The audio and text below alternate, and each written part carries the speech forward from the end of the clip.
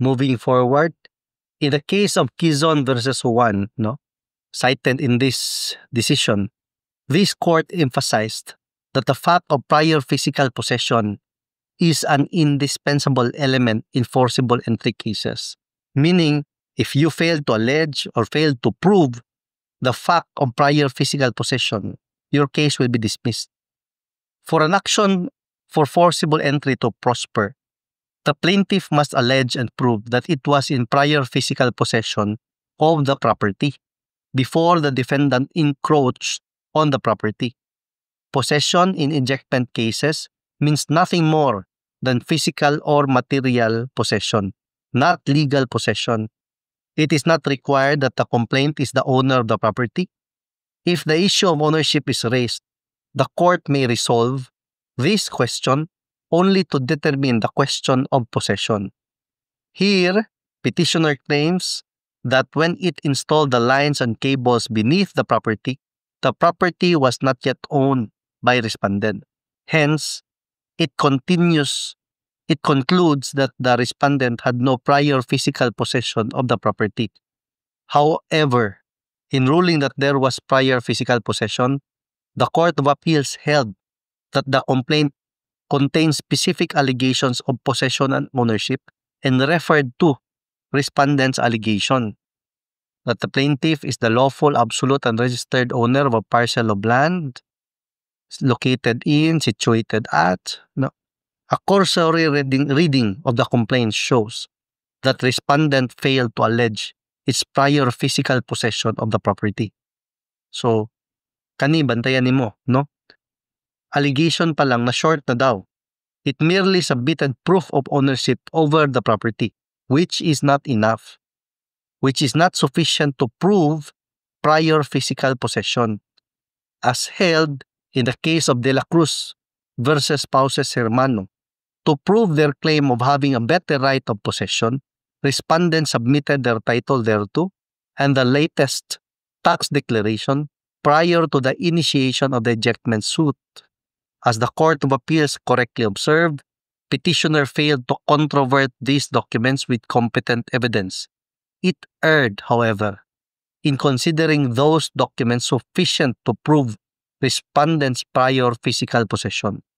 Ownership certainly carries the right of possession, but the possession contemplated is not exactly the same as that which is in issue in a forcible entry case.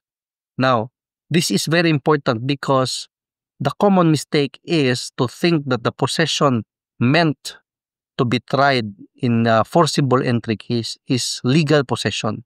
No, it is actual physical and material possession. Okay?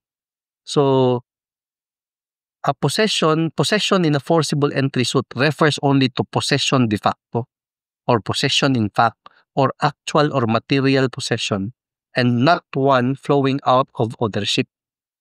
These are different legal concepts under which the law provides different remedies for recovery of possession. Thus, in a forcible entry case, a party who can prove prior possession can recover the possession even against the owner. Whatever may be the character of the possession, the present occupant of the property has the security to remain on that property if the occupant has the advantage of precedence in time and until a person with a better right lawfully causes eviction. Similarly, tax declarations and realty tax payments are not conclusive proofs of possession. They are merely good indicia of possession in the concept of owner, based on the presumption that no one in one's right mind would be paying taxes for a property that is not in one's actual or constructive possession. Hence, in claiming that it had prior physical possession, by virtue of its absolute ownership over the land, respondent is mistaken. An allegation of prior physical possession must be clearly stated in a complaint for forcible entry. It cannot equate possession as an attribute of ownership. Remember, this is important. It cannot equate possession as an attribute of ownership. An allegation of prior physical possession must be clearly stated in a complaint for forcible entry. It follows that you must be able to prove that allegation, no? So it cannot equate possession as an attribute of ownership to the fact of actual prior physical possession. Nevertheless, even if this court were to rule that respondent's allegation of prior physical possession is sufficient, the action for forcible entry must still fail for being filed beyond the 1-year prescriptive period.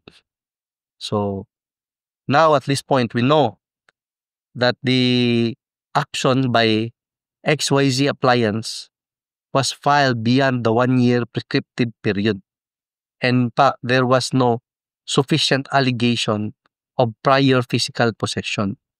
So let's see the next part of this decision. Still, a lot of very important parts remaining. So I will see you in the next episode.